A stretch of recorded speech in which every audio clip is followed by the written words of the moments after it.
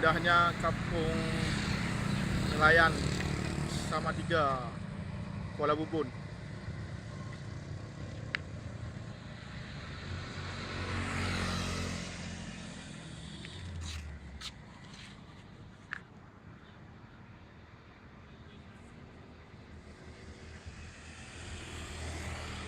Di sini tempat pembuat kapal.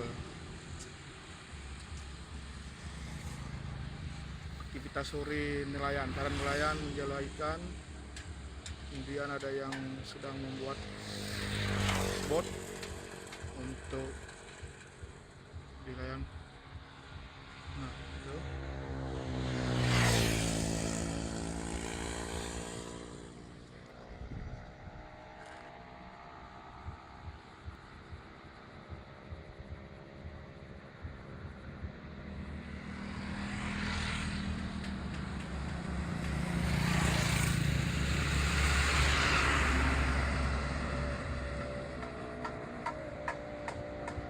Rumah terapung.